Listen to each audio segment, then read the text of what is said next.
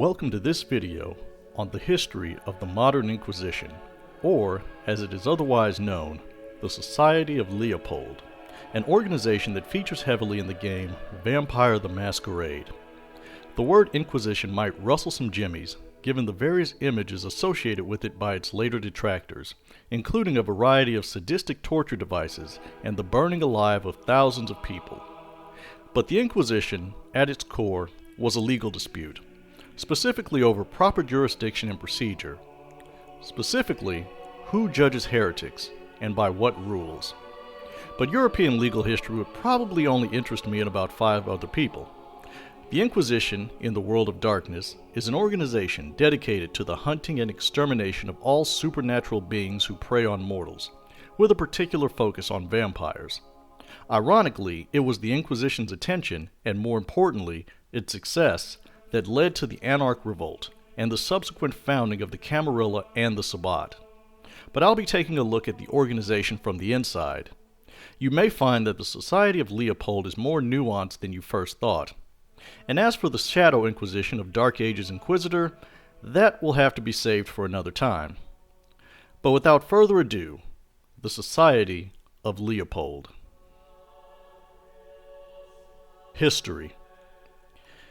The origin of the Society of Leopold actually begins with a man named Antonius, a Roman soldier in the 5th century AD who converted to Christianity after receiving a vision from the Archangel Michael. As with every generation, Antonius believed that the second coming of Christ was imminent, and that Michael called upon him to fight in the great battle of the Apocalypse, as foretold in the revelation of St. John the Evangelist. Antonius founded the Order of St. Michael in Rome, on the site of an abandoned temple to the god Mithras. He and his followers dedicated themselves to prayer, contemplation, and physical discipline in preparation for the battle against the forces of Satan. In time, Christian communities throughout Europe called on the Michaelites for assistance against demons or in cases of possession. But as time passed and apocalyptic fervor waned, so too did the numbers of the Michaelites, until only a dozen remained.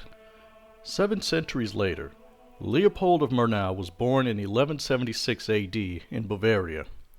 Leopold felt that he was called to the priesthood at an early age and began studying the Bible while he was still a child. By 1200 AD, Leopold was a successful preacher. For a time, he considered joining the Order of St. Michael, but rejected it for reasons that he did not record in his journals or his testament. By 1215, Leopold's notoriety was such that he became an associate of the Castilian priest Domingo de Guzman, later known as Saint Dominic, and was one of the 6 founding members of the Order of Preachers, also known as the Dominicans. In 1224, Leopold traveled to the Occitania region in France to preach against the heresy of Catharism in the midst of the Albigensian Crusade. In 1231, Leopold was one of several Franciscan and Dominican priests appointed as Papal Inquisitors by Pope Gregory IX. Gregory was a canon lawyer and proponent of papal supremacy. He rightly assessed many of the episcopal inquisitions as little better than lynch mobs, and dispatched men that he trusted to impose some form of due process and legal procedure on the investigation and disposition of heretics. Leopold presented his evidence to the Pope of the presence of supernatural forces hiding in the south of France, as well as other parts of Europe, that he had encountered during the course of his career as a preacher and inquisitor. Gregory gave Leopold a secret dispensation to root out and destroy these creatures of Satan that had infested Christendom. Leopold's society never numbered more than 15 at this particular time, but his hunters were extraordinarily effective, acting within the aegis of the larger Inquisition, at rooting out and destroying vampires. In fact, Leopold may have been too successful for his own good. In 1255, a ghoul assassinated Father Leopold in broad daylight to protect its vampire master. The ghoul and the vampire were later destroyed by Leopold's followers by burning down their respective haven. Leopold's body was sealed in an iron casket to prevent it from being desecrated by the forces of evil and taken back to Rome. Some suspect that Leopold's death is what focused the majority of the society's attention towards vampires.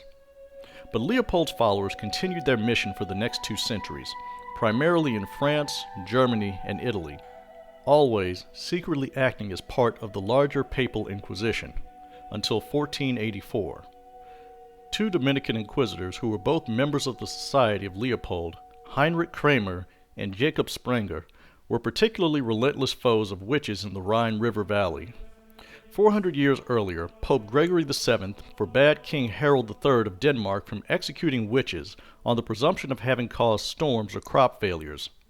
Heinrich Kramer regarded witchcraft as not only a spiritual offense, but a secular crime, worthy of the harshest censure.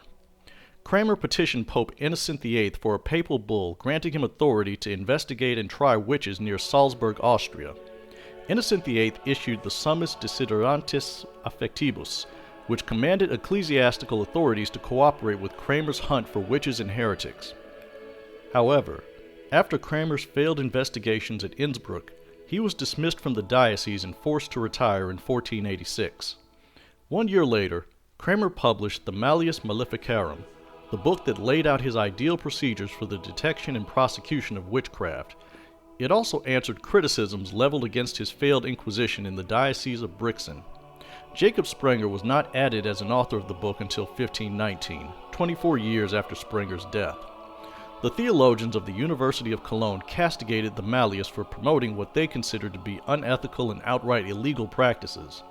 But the Malleus was far more popular among Kramer's fellow Dominicans, who invited Kramer to give expert testimony in trials and public lectures. As the popularity of the Malleus Maleficarum grew, so too did the ranks of the Society of Leopold, until they numbered over 100. Kramer once again petitioned Pope Innocent VIII to grant the society greater resources, as well as to reorganize and centralize its hierarchy. Once again, the Pope acceded to Kramer's request. In addition to an increase in funding, Innocent VIII also gave the society the Monasterio di San Michele as its new headquarters. The Order of St. Michael by this time numbered only 10, and had made their home in the monastery since the 5th century. The society subsumed the order when it took possession of San Michele and began upgrading and fortifying it. Kramer's campaign to centralize the society required it to have a centralized leader, but he was too well known to protect the society's secret work. So the Pope appointed a Jesuit, Matteo Severus, to serve as the first Inquisitor General of the Society of Leopold.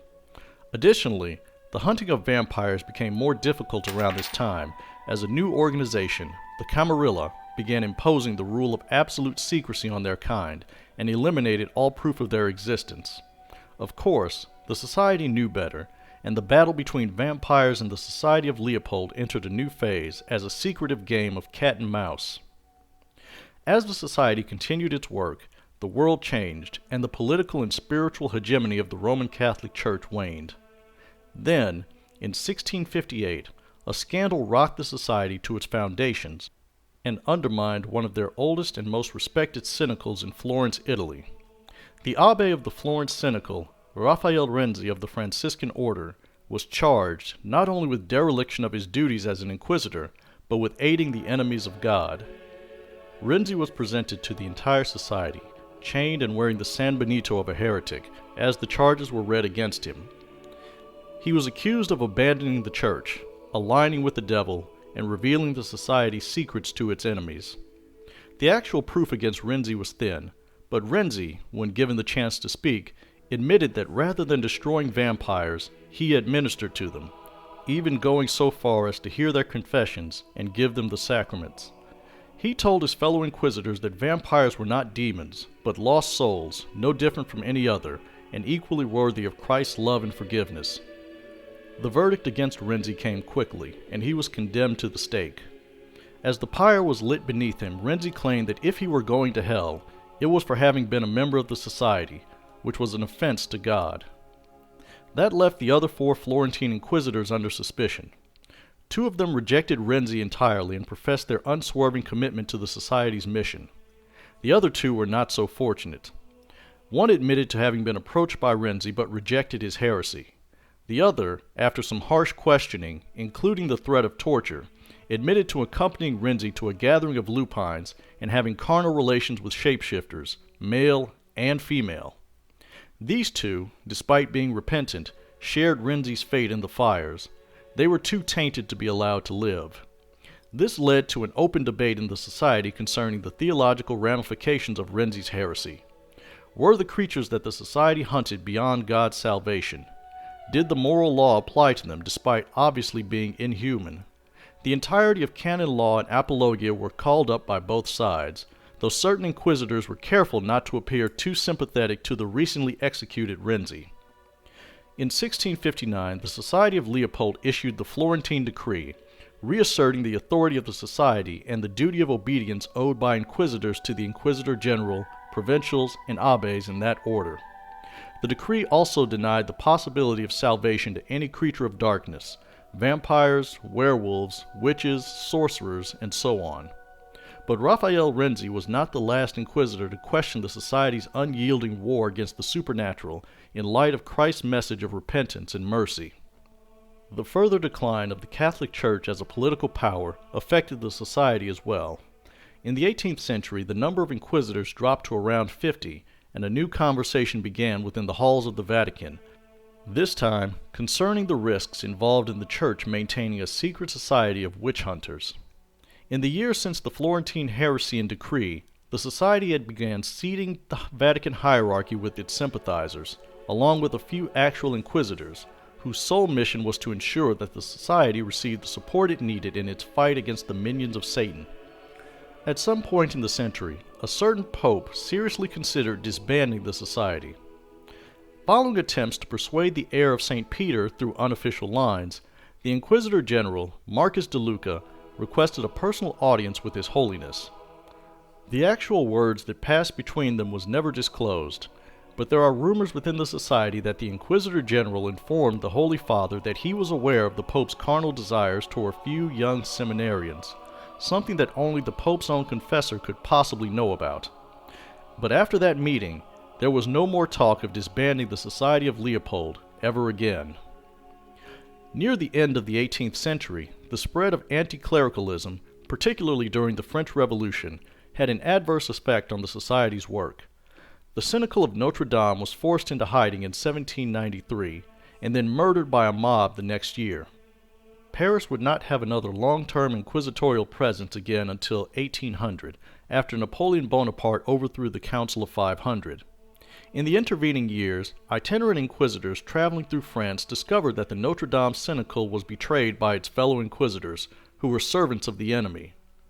The Society's Office of the Censor uncovered and destroyed over a dozen of these infiltrators, but ever since then, the Society has been plagued with a fear of enemies inside of its own house. In 1908, Pope Pius X released the Society from the control of the Catholic Church. The Society would maintain its properties and incomes, but its connection to the Church was to be covert going forward. The world wars in Europe devastated parts of the Society's hierarchy, prompting the Inquisitor General to authorize female inquisitors to serve as both abbes and provincials. Subsequent to this decree, 3 women have held the post of Inquisitor General in the 20th century. By 1990, the Society of Leopold numbered around 500 members worldwide, mostly in Europe and North America. Much of the Society's growth and modernization occurred under the reign of Inquisitor General Monsignor Amelio Carpaccio. Carpaccio was a priest with a sharp mind, simple wisdom, and powerful faith. He served as the Abbé of Milan and later Italian Provincial before his election as Inquisitor General in 1980. One of his first acts of office was the official ban of the use of torture, a rule that was supported by all but a handful of inquisitors. Monsignor Carpaccio had no sympathy for the creatures that the Society hunted, except for perhaps the mercy of a quick death. He believed that the Society's greatest weapon against the enemies of God was true faith, and that torture tended to degrade the souls of those who engaged in it. When Monsignor Carpaccio died of a stroke in 1997, he was replaced by the Austrian provincial Ingrid Bauer, who did not share her predecessor's views on the matter of torture. The Iron Maiden, a nickname never used to her face, reauthorized 212 methods of torture banned by Carpaccio. It wasn't just supernatural creatures bound for the Inquisition's dungeons. A number of quislings inside of the Society were identified and purged by the Office of the Censor. After being sharply questioned, they betrayed their undead masters, who were exterminated in turn. This led to a number of vampires cutting off all contact with their cat's paws in the Society and the Church. However, if the vampire lords of Europe get too nervous about the activities of Ingrid Bauer, she may find that she has the shortest term as Inquisitor General in the Society's history. What the Society knows. The Society of Leopold possesses the most encyclopedic catalog of information on the various denizens of the world of darkness. Much of this is based on its own records.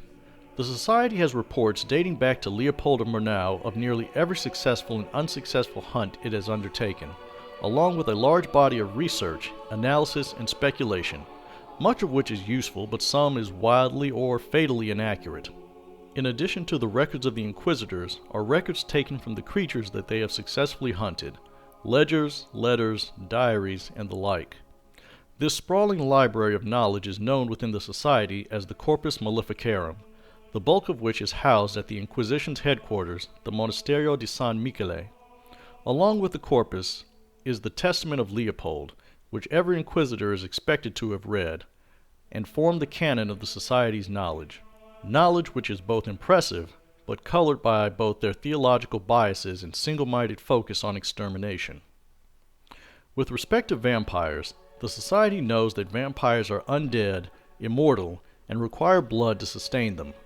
They also know that older vampires tend to be more powerful than younger ones, and that vampires share certain abilities in common, such as enhanced strength, speed, and regeneration, but that their more esoteric powers are not universal, such as turning into bats, wolves, mind control, and the like. But most of this was learned through centuries of trial and error. Prior to the 18th century, the Society destroyed vampires along with their havens, which cost them many useful pieces of information. It was only in the latter half of the 19th century that the Society began seizing the letters and diaries of the vampires it slew. Most of these were useless, egocentric musings of paranoid demons, but it was from these that the Inquisition became aware of the broad strokes of vampire politics and the existence of two factions of vampires. One was committed to hiding the existence of vampires from humanity, the better to work their nefarious schemes, and the other was some sort of satanic cult that either worshipped or wished to destroy their ancestors. The Society persists in the belief, handed down to them from Leopold, that vampires are demons inhabiting the bodies of their victims and mimicking their victims' personalities, not the actual person transformed into a creature of the night. With respect to werewolves, the Society holds two opinions. First, that they are witches who engage in some form of shape-shifting or power of illusion, which explains why most of the witnesses to their rampages do not see a massive wolf-man hybrid, but another human. Those who refute that theory point out that the Inquisitors who have been torn to pieces by massive claws testify to the werewolf's monstrous appearance being fact, not illusion.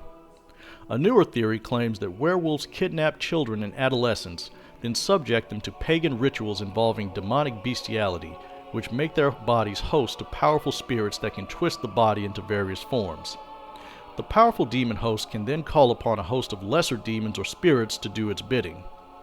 The Inquisition knows that the werewolves divide themselves along tribal lines and make pacts with spirits in exchange for dark powers. However, since werewolves typically keep no written records, most of the Society's knowledge has been hard-earned at the cost of Inquisitors' lives or through torture. What they do know is that werewolves are vulnerable to fire and silver and exploit these vulnerabilities at every opportunity. However, the Society is very familiar with mages, almost as much as it is with vampires. The Society knows that there are different camps and workings of magic, but it is unaware of the Ascension War and the technocracy. The Society tends to lump all of the traditions together as Goetist, Thaumaturgist, and Diabolist. It regards the thankfully few Nephandian marauders it has encountered as simply the logical conclusion of all witchcraft and sorcery. Some mages have tried to speak to members of the Society. Of course, the faithful Inquisitors are not very open to the notion that reality is shaped not by the hand of God, but by the collective will of humanity, and worse still, that humanity might become gods in their own right by some blasphemous insanity the mages call ascension. How the Society is organized. The Society of Leopold is organized along similar lines to the Roman Catholic Church. The head of the Society is the Inquisitor General, who sets broad policy and practice for the Society as a whole, and is elected from among the ranks of the provincials. Provincials are charged with overseeing large geographic areas with multiple syndicals. Typically, provincials are assigned to monitor and coordinate activity within countries or geographic regions. Larger nations, like the United States and Canada, have multiple provincials. The United States is broken up into 6 provinces with a chief-ranking provincial who is considered first among equals. Canada is likewise divided along its political provinces with its chief provincial in Quebec City. Below the provincials are the abbes, who have direct control over syndicals of particular cities or regions. Syndicals vary widely in age, procedure, and respect. The Florentine syndical remains under a cloud of suspicion even 350 years after Raphael Renzi's death. The syndicals of Mexico City and New York have extremely high turnover due to the high population of vampires in both of those cities. Syndicals are comprised of tertiaries, full members of the Inquisition, who compose its rank and file. Syndicals vary in size, composition, and focus. As most of the society is made up of clergy, witch hunting is not their full-time occupation and must still perform their duties to whatever church or monastery they are officially assigned to. Lay hunters, who are not part of the official church hierarchy, are free to pursue their secular obligations until called upon by an abbe to participate in an investigation or an auto de fe. Experienced and respected hunters are given the title of counselor.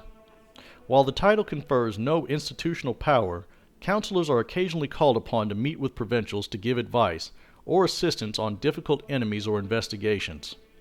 Another subsection of hunters are the itinerant inquisitors, who are attached to no particular syndical, but are under the direct authority of the Inquisitor General to provide support to syndicals in need of aid, or to hunt nomadic monsters who continue to evade the Society's authority.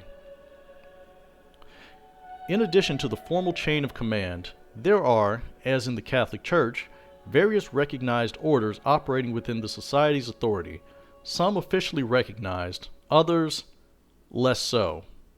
The 4 official orders of the Society are the Condottieri, the Gladius Dei, the Office of the Censor, and the Order of St. Joan. The Condottieri date back to the reorganization of the Society by its first Inquisitor General, Matteo Severus, and the recognition that while the Society were warriors for Christ, they were not as skilled in wielding arms as others. In the 15th century, as smaller Italian towns and states were swallowed up by their larger rivals, and joined the wider European tradition of fielding professional armies, a great many mercenaries, or condottieri, found themselves out of work in Italy. The Society hired some of these mercenaries to protect their syndicals and assist in autos de fe. The more pious condottieri who survived were inducted as full inquisitors and no longer contractors, though they kept the name condottieri out of respect for their origins. The condottieri act as security professionals for the Society and retain a military command structure under its own condottieri general, who is selected by the Inquisitor General. All condottieri are trained in firearms, unarmed combat, security protocols, and small unit tactics. Many hold positions in the police or military to gain access to otherwise unavailable weapons and equipment. The Gladius Dei are the corps d'elite of the Society of Leopold, referred to by their critics as God's Little Army. Membership in the Gladius Dei is available only on invitation of the Inquisitor General, and usually to those inquisitors who are the most zealous and effective members of the Society. Members of the Gladius Dei are expected to be loyal to the semi-secret society within the Society of Leopold, and, when called upon, to undertake autos de fe that are particularly dangerous. The mortality rate in Gladius Dei is higher than in the wider society, but no auto de fe undertaken by the Gladius has ever failed. The office of the censor, like the Gladius Dei, is open only on the invitation of the Inquisitor General. But unlike the Gladius Dei, the office nominates its own members, subject to the Inquisitor General's approval. The duty of the office of the censor is, quite simply, to investigate individuals and syndicals under suspicion for any of a variety of offenses, ranging from laxity in duty to infernal taint. Any inquisitor or syndical who is under investigation by the office is declared to be in a state of certiorari, and a censor must accompany them in all of their duties until the investigation is concluded. Furthermore, all of the syndical's records are subject to review, and the tertiaries are expected to assist the censor's investigation, even against its own members. Last, but certainly not least, is the Order of St. Joan, which occupies a peculiar place within the society. The order is not a subdivision per se. It was founded as its own separate order by the followers of Jeanne Roulet, a contemporary of Leopold of Murnau after her death, who followed much the same mission as Leopold, albeit without the Church's official sanction. When the Society of Leopold reorganized in the 15th century, the order was given honorary membership in the society, though they chose to retain much of their independence and structure. The head of the Order of St. Joan, the Abbess of Chartres, defers to the Inquisitor General in overall policy, but the order retains its own syndicals, called convents, which are closed to men, regardless of their ranks in the society. In turn, no member of the order has ever risen above the rank of counselor in the society. The office of the censor does not trust the Order of St. Joan, but no one has ever charged a member of the order with dereliction or spiritual contamination. And aside from the official subdivisions within the society are a number of sects, informal factions, some of which are more accepted than others. The known ones are the Brethren of Albertus, the Children of Lazarus, the Fathers of the Good Death, the Sisterhood of St. Clare, the Order of St. Peter, the Sons of Tertullian, the Sect of St. James, and the San Benito. The Brethren of Albertus, or Albertines, are practitioners of the controversial art of theurgy. Following the teachings of Albertus Magnus, the Albertines hold that the best way to fight magic is to counter it with godly arts. Most inquisitors believe that there is no such thing as good magic or godly magic, and that theurgy is just an open door to corruption. However, no inquisitor general has banned the practice, so the Albertines continue about their business, though theurgists are required to register with the office of the censor. The Children of Lazarus are a sect devoted singly to the extermination of vampires, who they regard as having flouted God's laws by overcoming death, by devouring human blood. The Lazarines are a relatively new sect, with its origins dating back to the 18th century, but they are the largest and possess a solid basis for their position, drawing on the Testament of Leopold. By their reckoning, mages and werewolves will die anyway, given enough time, but the evil of vampires will persist until destroyed by the Society, or the second coming of Christ. The Lazarines prefer the former over the latter. The Fathers of the Good Death are composed solely of ordained priests, and believe that vampires are the spirits of evil people killed in the deluge, who cheated death by possessing dead bodies and by feeding on the living. They seek to restore the balance of nature by putting all vampires to death.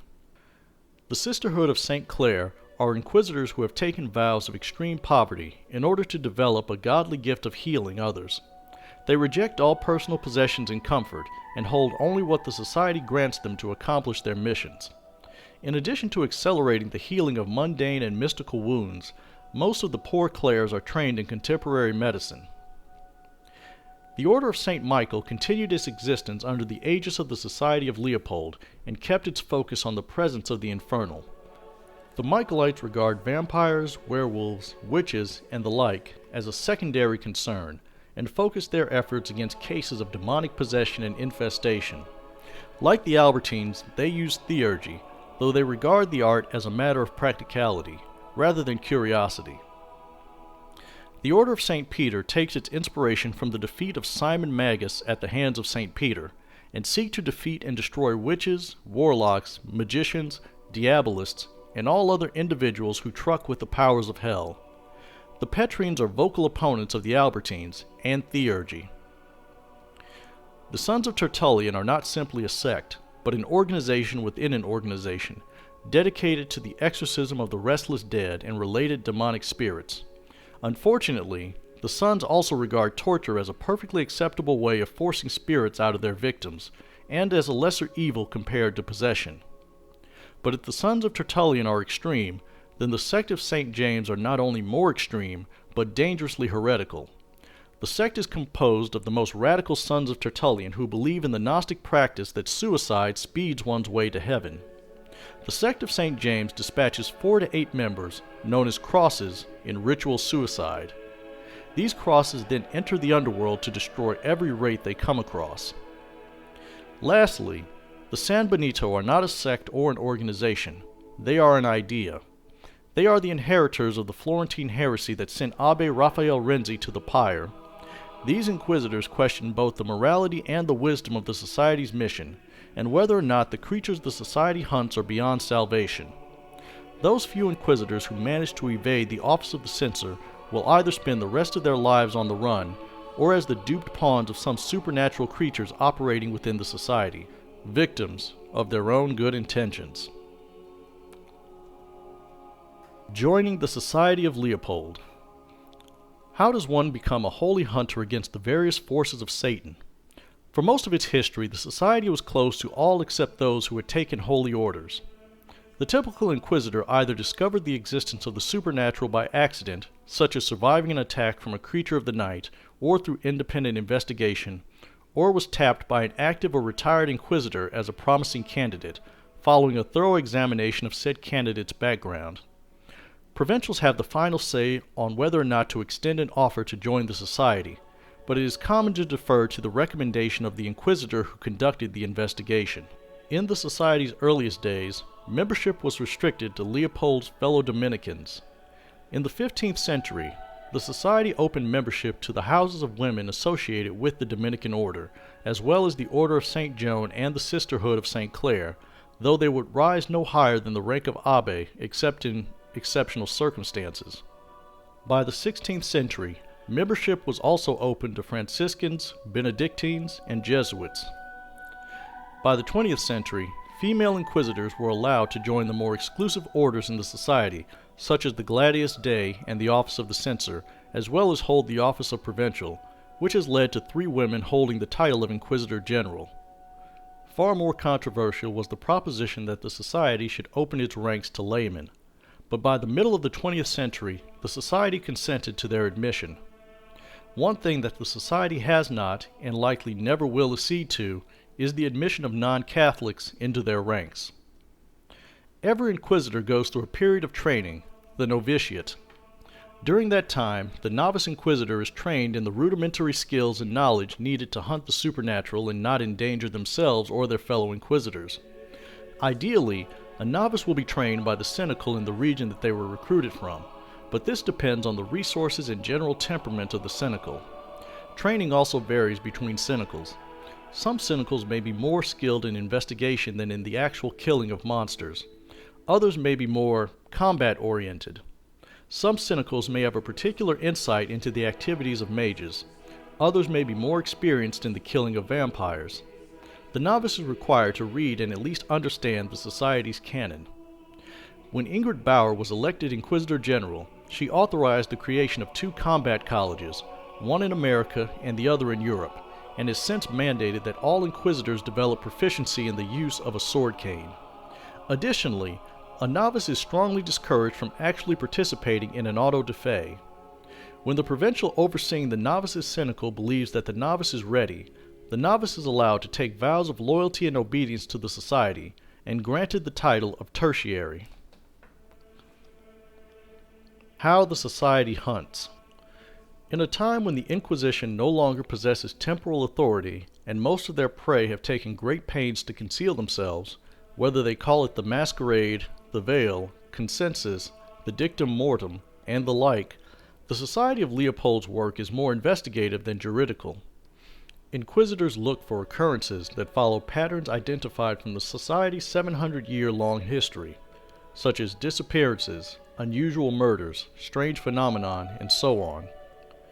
Inquisitors develop contacts with police and media local to them without revealing their true mission. They are also wary of being fed false information by supernaturals who may have already cultivated those same sources and might use them as counterintelligence, or to launder information about a rival that the monster wants the Society to eliminate without dirtying its own hands. The Inquisitors then follow up the lead with more investigation, searching of archives, land records, property taxes, recording of deeds, hospital records, active corporations. All can provide clues that the target is something other than what they present themselves as. Surveillance is preferable, but some creatures are particularly wary and will either go to ground or turn and fight if they catch a whiff that the Society is tracking them. Once the Inquisitors have collected all of the information they can, They present a report to the Abbé, who may authorize the auto de fe, the act of faith, against the creature. An auto de fe remains in force until the creature it has been called against is slain. The tools of the Inquisitor's trade. An Inquisitor's toolkit can be broadly divided into two sets: the tools of investigation and the tools of the auto de fe. The tools of investigation can be as mundane as any tools used by a detective or private investigator. Inconspicuous clothes, a good pair of shoes, a notebook and pen, money to pay for copies of public records, subscriptions to certain databases, a nondescript car, a digital camera and maybe a telescopic lens, night vision goggles, a shotgun microphone, GPS tracking devices, to name but a few. And then there are the tools of the auto de fe, the hunter's weapons. The classic weapons of the Inquisitor, the sword and torch, remain in use in the modern knights, with a few alterations, as it is no longer acceptable to wander the streets with a sword on one's hip. Flares, flare guns, blowtorches, and the occasional flamethrowers find use. Light and thin swords can be hidden inside of canes and walking sticks without much trouble, and machetes are readily available in any sporting goods store. Modern Inquisitors can also employ modern solutions, including small and large caliber firearms. Of course, Inquisitors are always aware of the legality of the weapons they deploy against the forces of hell. Against specific enemies, more specialized equipment might be called for. It is well known in the society that vampires are particularly vulnerable to fire, and subjecting a vampire's haven to arson is just another tactic. The society also knows of the werewolves' vulnerabilities to silver and fire, and will occasionally deploy silver rounds against the lupines whenever possible. In any hunt, timing is essential. It is preferable to attack a monster while it is alone and unable to escape. And the society regrets collateral damage, but pray to God for absolution for the deaths of the innocent killed during an auto de fe. The society also has two other tools unique to it. The first is theurgy. As discussed earlier, theurgy is a controversial practice in the society, introduced in 1523 by Augustus Gratian, a Spanish Benedictine monk who studied Kabbalism in his native country. Augustus managed to persuade the Inquisitor General, a fellow Franciscan, that theurgy was the ritual invocation of God's aid by the faithful, distinguishable from the summoning of evil spirits by mages. His opponents denounced him as a Simonite, after Simon Magus, and claimed that all magic, regardless of its supposed origin, was evil, or led to evil. There are 5 practices or ways of theurgy: the via mendicamente, the via ignis, the via geniorum, the via necromantiae, and the via oraculi. The via mendicamente invokes rituals to speed the healing of inquisitors by its practitioners. Some variations allow the theurgist to heal others by sacrificing their own health. The via ignis should be fairly obvious from its name. A theurgist summons holy, cleansing fire into their own hands or a weapon they might be wielding to purge the enemies of God. Nothing gets a vampire's attention quite like 4 knuckles of holy flame to the chin. The via geniorum is the way that draws the greatest criticism to theurgists, as it summons and binds spirits. Theurgists defend this way by arguing that there are a host of spirits who serve neither heaven nor hell. Their fellow inquisitors, however, are less convinced by this theory. Like the via geniorum, the via necromantiae concerns spirits, though those spirits are the spirits of the dead.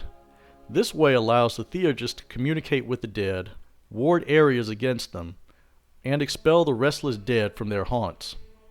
Last, the via oraculi is the way of divination, allowing the theurgist to look into the past or future, depending on God's blessing in the matter, of course.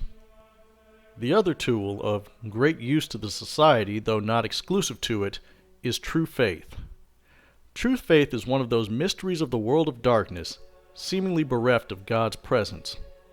There are people who have tried to water down true faith to some mushy self-help spiritualism extracted from a book like The Secret. It is not that at all, nor is it orthodoxy, or ritual, or dogma, or religious mania. True faith is an absolute, unswerving belief in God's divine authority over all things. No one possesses true faith. They carry it within them and direct it. For the Inquisitor, that faith seems to hinder the enemies of the society, which is only proof of the righteousness of the society's cause. True faith, in the hands of an Inquisitor, is a more potent sword and shield against the creatures of the night than anything crafted by the hands of men. True faith has different functions against different creatures in the world of darkness. A vampire exposed to the purity of an Inquisitor's faith may be repelled, or even harmed if escape is impossible. Werewolves, when faced with a faithful Inquisitor, may find that the rage that fuels their killing frenzies is either dampened or cut off entirely. Likewise, witches' magics can be countered by true faith. Wraiths may be exorcised or even driven back into the Shadowlands by an Inquisitor channeling their faith through a rite of exorcism. In addition to protection and repulsion, faithful Inquisitors may gather together and combine their true faith to produce miracles. Typically, this requires all involved to be believers in the exact same doctrine. Yet some Inquisitors who are of a more ecumenical mindset have transcended this limitation and joined their faith to those of other doctrines or even other religions entirely. And speaking of transcending limits, some rare few men and women in the world of darkness possess faith so great that they become living beacons of holiness, the beatific. These friends of God, these living saints, are so righteous that creatures of darkness cannot bear to be in their presence, and any effort by the unholy to conceal themselves from the sight of the righteous or to harm them fails. As mentioned before, true faith is not unique to the Society of Leopold, and some Inquisitors ponder why God would bestow his great gifts on schismatics, heretics, and unbelievers, since Catholicism is the one true faith. And on that matter, the Society is not the only holy order committed to the hunting of supernatural creatures. Several orders and brotherhoods exist in the world of darkness with a similar mission to the Society, if not the same hierarchy and methods. While the Society frowns on these other hunters, it also knows that it cannot wage war against the outright enemies of God and those who merely abide in error and unbelief. So, the Society has an unofficial truce with these organizations and occasionally allies with them. The most notable counterpart to the Society is the Ochrati, an organization formed by the Eastern Orthodox Church. The Society holds the Ochrati in some regard, thanks to their zeal and effectiveness, and would gladly have their schismatic counterparts join the Society, if not for their doctrinal errors. The leader of the secretive Ochrati, the Exarch, is believed to be a monk on the closed island of Mount Athos. But the Society has a slightly more acrimonious relationship with the Society of St. George, a group of Anglican hunters who operate primarily in the British Isles. The reason is that the Society of St. George was once the English branch of the Society of Leopold, which split off in the 16th century when Henry VIII broke with the Roman Church. Nevertheless, the Society of St. George has retained most of its forebears' structure and practice, and the two societies are polite, if not congenial, towards one another. Another, a Jewish organization calling itself the Judges, is one that has defied the Society's efforts to get an accurate picture of. They are not as hierarchical as the Society, and appear to restrict their efforts to the communities in which they live. The Judges seem to ignore mages in favor of hunting infernalists, vampires, and werewolves. They also have their own canon for the hunting of monsters, similar to the Corpus Maleficarum, as well as some forms of internal subdivisions, including warriors, Kabbalists, and laity. Last, the Ikhwan al-Safa, the Brethren of Purity, about which the Society knows little to nothing, except that they seem to hinder the Society's efforts in some cases and aid them in others with respect to the Middle East and North Africa. The Society already takes a dim view of theurgy, and they regard the Ikhwan summoning of jinn, or genies, to aid them in battle as impermissible sorcery. The Ikhwan simply reply by pointing to the Quran, which states that God gave King Solomon the Wise the power to speak to and bind jinn into his service in order to build God's own temple, and suggest, with great politeness, that perhaps the Society of Leopold does not know as much about the will of God as they would like to think. And that concludes this lore video on the Society of Leopold. No vampire setting really feels complete without a good vampire hunter presence. I like how the Society has a good reason for existing. as there are a lot of things in the world of darkness that need killing, such as low humanity vampires, many of which are Sabbat, most of the Red Talons tribe, and all Nefandi. The threat of the Inquisition is not because of their weapons or their true faith, but that they, as an organization, are relentless. No matter how many Inquisitors you kill, they will keep coming until you are destroyed, whether it takes 1 year or 100 years. The auto-da-fe does not end until the target is dead. But such relentlessness can breed an inhumanity of its own kind. How many deaths, however justified, can an Inquisitor cause before his or her own soul is imperiled? Anyway, I hope you enjoyed this video. In the interest of keeping church and state separate, the next video will be about the intelligence gathering agencies of the U.S. government and how they operate in the world of darkness. Until next time.